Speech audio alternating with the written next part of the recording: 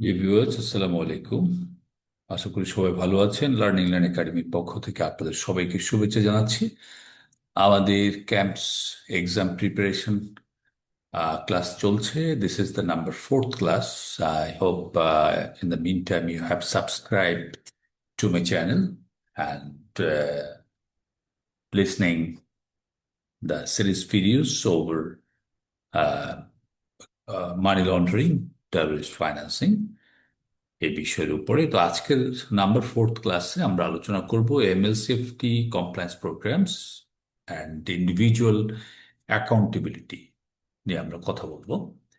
তো এখানে ইন্ডিভিজুয়ালের কিরকম অ্যাকাউন্টেবিলিটি আছে, যিনি ডেস্কে কাজ করেন বা ইন্ডিভিজুয়াল যিনি বিষয়টি মানি লন্ডারিং সংক্রান্ত তথ্যগুলো যার কাছে আছে, তার রেসপন্সিবিলিটি কি, কেমন ইন্টারন্যাশনাল এবং ডোমেস্টিক রেগুলেটররা এগুলো নিয়ে কি আলোচনা করছে সে বিষয়ে আজকে আমরা কথা বলবো।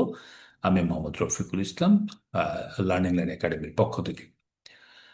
আমরা প্রথমেই আহ, যে বিষয়টা একটু ওভারভিউ করতে চাই যে কেন এখন এমএলসিএফটি ব্যর্থতার জন্য ব্যক্তিগত দায়িত্ব আরোপ করা হচ্ছে এবং কিভাবে যুক্তরাষ্ট্র, যুক্তরাজ্য এবং নিউ ইয়র্ক স্টেট কঠোর ব্যবস্থা নিয়েছে এসব বিষয়ে, এবং মানিগ্রামের উপর একটা কেস স্টাডি আমরা খুব সংক্ষেপে আলোচনা করব। আশা করি আপনারা আমার সাথে পুরো ভিডিও জুড়েই থাকবেন।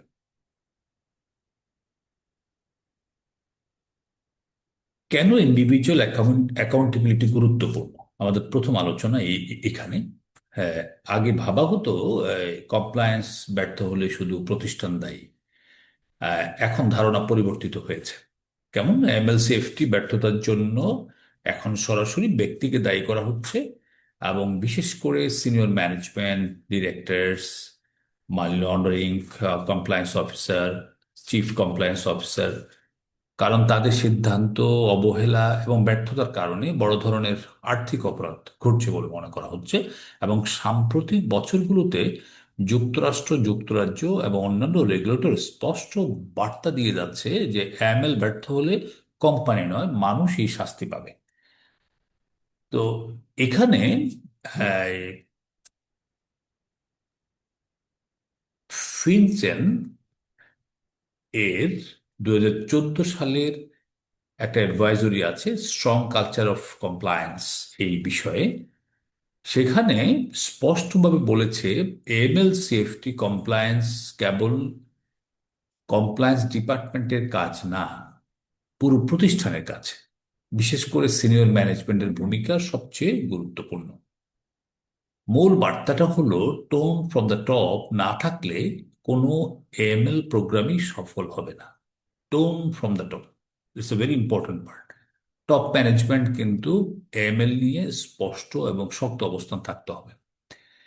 এখানে একটি ইয়েটস মেমো, একটা অ্যাডভাইজরি নিয়ে একটু সংক্ষেপে আলোচনা করতে চাই, যেখানে ইন্ডিভিজুয়াল অ্যাকাউন্টেবিলিটি নিয়ে কথা বলছে। ইয়েটস মেমো, যেটা 2015 সালে মার্কিন বিচার বিভাগের deputy attorney general Sally Yeats একটি ঐতিহাসিক মেমো প্রকাশ করেছেন, যা পরে বিখ্যাত ইয়েটস মেমো নামে পরিচিত হয়ে। ইয়েটস মেমো 2015 সালে, এটা মার্কিন deputy attorney general Sally Yeats এটা প্রকাশ করেছেন, এবং তার নামে এটা ইয়েটস মেমো হিসাবে পরিচিত।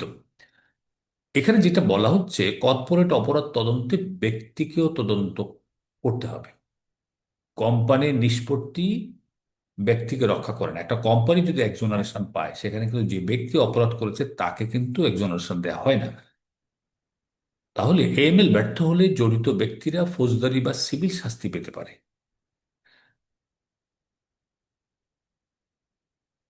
ইয়েটস মেমোর মূল বার্তাটা হচ্ছে no corporate seal for individuals.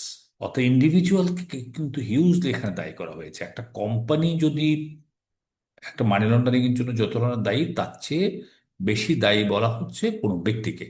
এরপর থেকে অনেক ব্যাংক কর্মকর্তাকে ব্যক্তিগতভাবে জরিমানা, বরখাস্ত এবং শিল্প থেকে নিষিদ্ধ করা হয়েছে। United kingdom senior managers regime কি বলছে এটা নিয়ে একটু দেখি। ইউকেতে আসলাম এখন।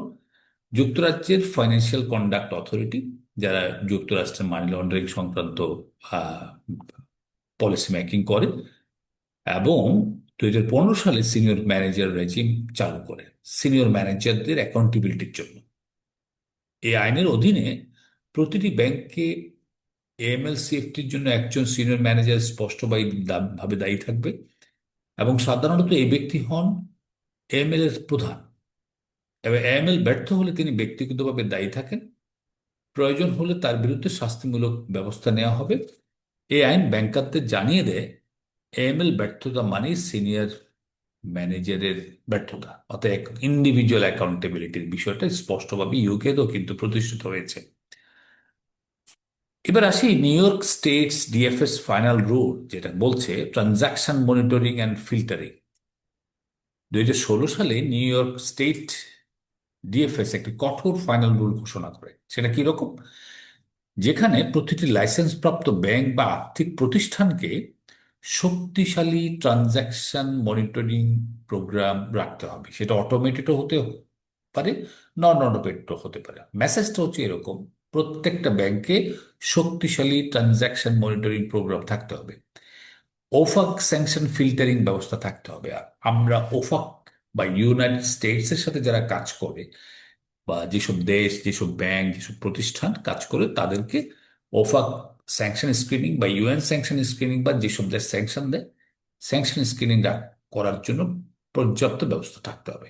এবং প্রতি বছর বোর্ড বা সিনিয়র অফ ম্যানেজমেন্টকে ব্যক্তিগতভাবে সনদ দিতে হবে যে আমরা নিয়ম অনুসারে সব পদক্ষেপ নিয়েছি। যা উল্লেখযোগ্য এখানে সেটা হচ্ছে, এটি শুধু নিউ ইয়র্ক ব্যাংক নয়, নিউ ইয়র্ক এ ব্রাঞ্চ থাকা বিদেশি ব্যাংকগুলোর জন্য প্রযোজ্য। অর্থাৎ বিশ্বের অনেক ব্যাংক এই নিয়মের আওতায় চলে আসছে, কারণ সারা পৃথিবীতে ডলার বেসড ট্রানজাকশন অনেক বেশি। সেই কারণে ডলার বেসড ট্রানজাকশন করতে হলে নিউ ইয়র্কের ব্যাংকের সাথে কাজ করতেই হবে।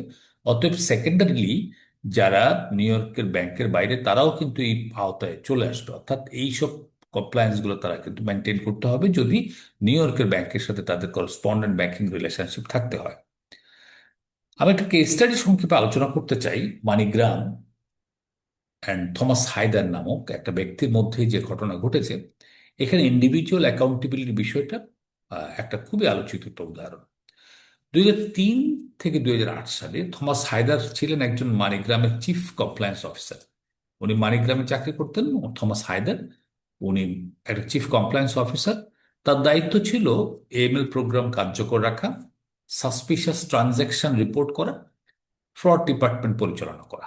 এই তিনটা কাজ ছিল ওনার মেজর কাজের মধ্যে। এই সময় হাজার হাজার গ্রাহক অভিযোগ করেছিলেন তারা লটারি স্ক্যাম বা অ্যাডভান্স ফি ফ্রড এর শিকার হয়েছেন, এবং তাদেরকে মানিগ্রামের এজেন্টের মাধ্যমে টাকা পাঠাতে বলা হয়েছে। কিন্তু মিস্টার হায়দার এই বিষয়টি তদন্ত করেননি। উচ্চ ঝুঁকি পূর্ণ এজেন্টদের অ্যাকাউন্টটা বন্ধ করেননি, কোনো কার্যকরী এমএল পদক্ষেপ নেননি। ফলে ফিনসেন এর সিদ্ধান্ত, আমেরিকার একটা প্রতিষ্ঠান, মিস্টার হায়দার ব্যক্তিগতভাবে $1 মিলিয়ন সিভিল পেনাল্টি পেয়েছিলেন। তাকে আর্থিক খাতে কাজ করা থেকে নিষিদ্ধ করা হয়েছিল। মানিকগ্রামের বিশাল অঙ্কের জরিমানা হয়, রেপুটেশনাল ড্যামেজ হয়। এই কেস থেকে যে জিনিসটা আমরা শিখলাম যে এমএল ব্যর্থ হলে কেবল প্রতিষ্ঠান নয়, ব্যক্তিও আজীবনের জন্য কেরিয়ার হারাতে পারে।